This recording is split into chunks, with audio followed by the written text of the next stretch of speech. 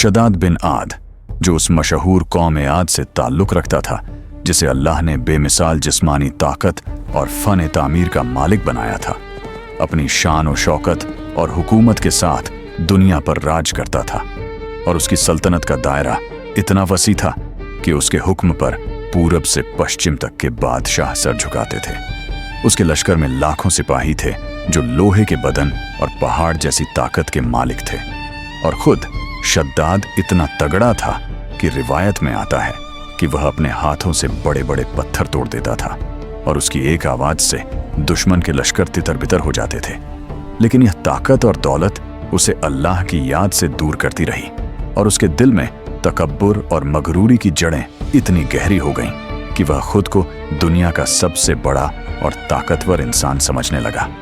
जब अल्लाह के नबी हजरत हूद अलैहिस्सलाम उसकी कौम की तरफ भेजे गए और उन्होंने कौम आद को तौहीद की दावत दी, तो शद्दाद ने उस दावत को सुना तो लेकिन उसके दिल पर कोई असर न हुआ। बल्कि जब हजरत हूद अलैहिस्सलाम ने जन्नत का जिक्र किया और बताया कि जो अल्लाह पर ईमान लाएगा और नेक अमल करेगा उसे ऐसी जगह मिलेगी जहां सुकून और राहत होगी, तो शद्दाद ने उस वक्त सवाल किया कि तुम्हारे रब की जन्नत कैसी है और उसमें क्या क्या है। जब हजरत हूद अलैहिस्सलाम ने बताया कि उस जन्नत की दीवारें सोने और चांदी की ईंटों से बनी होंगी, उसमें याकूत और जवाहरात के दरख्त होंगे, नहरों में दूध और शहद बहेगा और हर चीज ऐसी होगी जो आंखों ने कभी देखी नहीं और दिलों ने कभी सोची नहीं, तो शद्दाद ने सुनकर हंसी में उड़ाते हुए कहा, ऐसी जन्नत बनाना कोई बड़ी बात नहीं, ऐसी जन्नत तो मैं खुद अपनी ताकत और दौलत से जमीन पर बना सकता हूं और मुझे किसी रब की जरूरत नहीं। और इसी एक जुमले के साथ उसने अपनी तबाही की इमारत का पहला पत्थर रख दिया। इसके बाद शद्दाद ने अपनी पूरी ताकत और हुकूमत उस ख्वाहिश पर झोंक दी और चारों तरफ अपने नुमाइंदे और सफीर भेजे जो दुनिया के हर कोने से बेहतरीन सोना, चांदी, हीरे, जवाहरात, मुश्क, अंबर, मरमर और नायाब पत्थर जमा करके लाए। रिवायत में आता है कि पूरी रोज़े ज़मीन से इतनी दौलत इकट्ठी की गई कि उसके ढेर पहाड़ों जैसे बन गए और शद्दाद के खजानों में जो दौलत जमा हुई उसकी मिसाल पहले कभी नहीं देखी गई थी। फिर उसने दुनिया के माहिर तरीन मेमार, कारीगर, नक्काश और लोहार इकट्ठे किए जो अपने फन में बेजोड़ थे और उन्हें हुक्म दिया कि यमन की जमीन पर जहां आज सहरा ए अहकाफ है उस मुकाम पर एक ऐसा शहर तामीर करो जो अल्लाह की जन्नत की मानिंद हो। और उस जगह को इरम नाम दिया गया जो इरम ज़ातुल इमाद यानी ऊंचे ऊंचे सुतूनों वाला शहर के नाम से मशहूर हुआ। इस शहर की हर दीवार सोने और चांदी की ईंटों से बनाई गई जिनके दरमियान मोती और माणिक जड़े गए।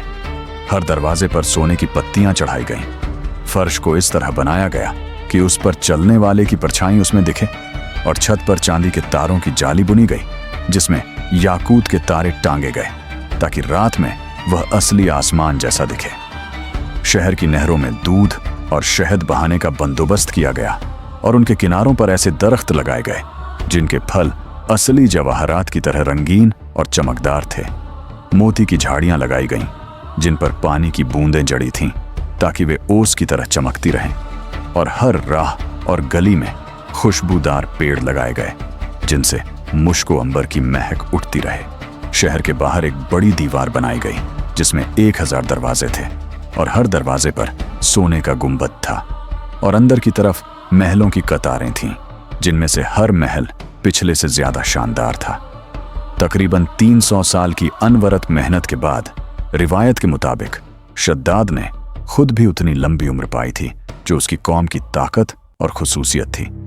यह शहर मुकम्मल हुआ और जो लोग उसे तामीर होते देख रहे थे उन्होंने कहा कि ऐसी इमारत इंसानी हाथों ने पहले कभी नहीं बनाई।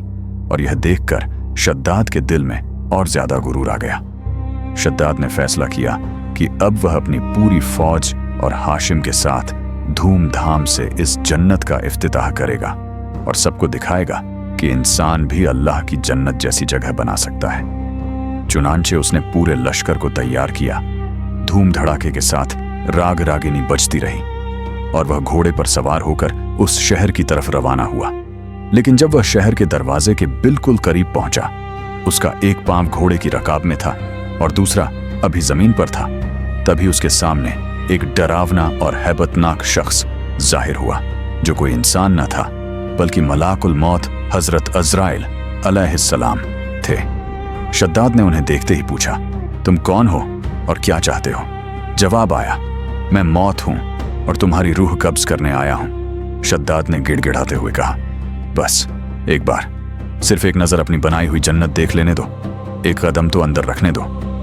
मगर अल्लाह का हुक्म टाला नहीं जा सकता था, और रिवायत कहती है कि जिस पल उसने यह बात कही उसी लम्हे उसकी रूह परवाज कर गई।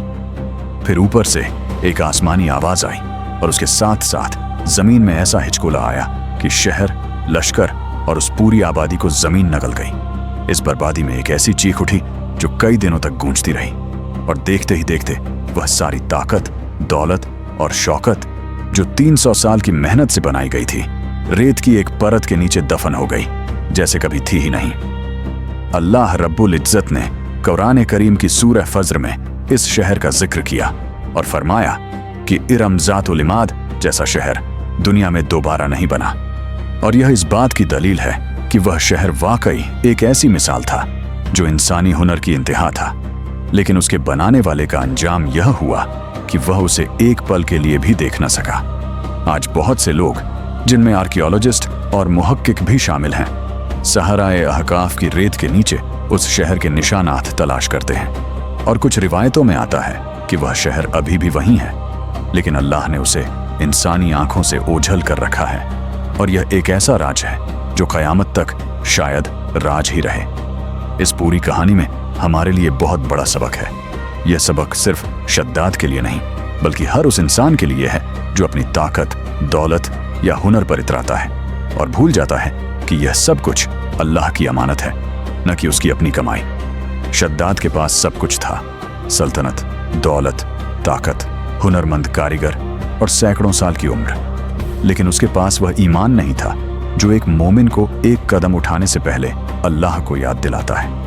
अगर शद्दाद ने हजरत हूद अलैहिस्सलाम की दावत पर लब्बैक कहा होता और उस बेपनाह दौलत और ताकत को अल्लाह की राह में लगाया होता, तो शायद आज वह एक ऐसे बादशाह के नाम से याद किया जाता जिसने दुनिया को आबाद किया।